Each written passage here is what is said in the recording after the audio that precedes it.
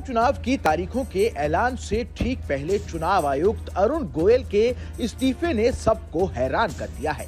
पिछले महीने election commissioner के रूप में अनूप पांडे भी रिटायर हो गए थे। चुनाव में लगभग 1 महीने का समय ही बचा है। ऐसे में इस समय सबसे बड़ा सवाल ये है कि आखिर अब नया चुनाव आयुक्त कौन होगा, क्योंकि चुनाव में ज्यादा समय नहीं बचा है। ऐसे में जल्द एक नए इलेक्शन कमिश्नर को नियुक्त करना काफी अहम हो जाता है। सरकार भी इसे लेकर एक्शन मोड में नजर आ रही है।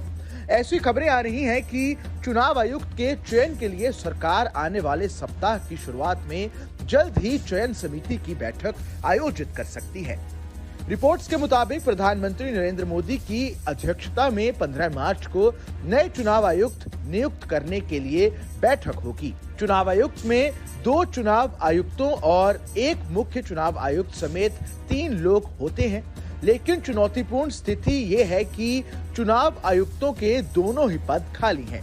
इसलिए चुनाव आयुक्तों की नियुक्ति आवश्यक हो गई है।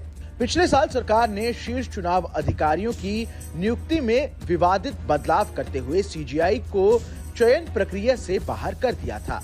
ऐसे में अब कानून मंत्री और 2 केंद्रीय सचिवों वाली एक खोज समिति आयुक्तों के लिए 5 नामों का चयन करेगी।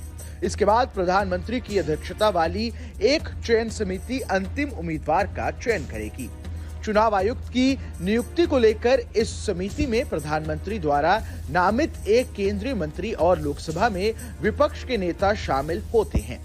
आपको बता दें कि अरुण गोयल के इस्तीफे से लोग इसलिए भी हैरान हैं क्योंकि उनका कार्यकाल 5 दिसंबर 2027 तक था और अगले साल फरवरी में वो राजीव कुमार के रिटायर होने के बाद मुख्य चुनाव आयुक्त बनने वाले थे। उनका लोकसभा चुनाव से ठीक पहले इस्तीफा देना अपने आप में कई सवाल उठाता है।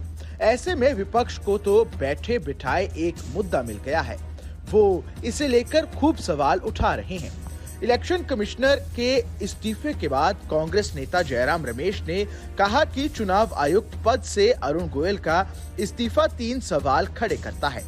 क्या उन्होंने वास्तव में मुख्य चुनाव आयुक्त या मोदी सरकार के साथ मतभेदों पर इस्तीफा दिया, जो सभी कथित स्वतंत्र संस्थानों के लिए सबसे आगे रहकर काम करती है? क्या उन्होंने निजी कारणों से इस्तीफा दिया? क्या उन्होंने कुछ दिन पहले कलकत्ता उच्च न्यायालय के न्यायाधीश की तरह बीजेपी के टिकट पर आगामी लोकसभा चुनाव लड़ने के लिए इस्तीफा दे दिया था? कांग्रेस के बाद अब आम आदमी पार्टी ने भी सवाल उठाने शुरू कर दिए हैं। इस खबर में बस इतना ही। ये खबर आपको कैसी लगी हमें कमेंट कर जरूर बताएं। देश दुनिया की तमाम बड़ी खबरों के लिए देखते रहें न्यूज़ नेशन का डिजिटल प्लेटफॉर्म।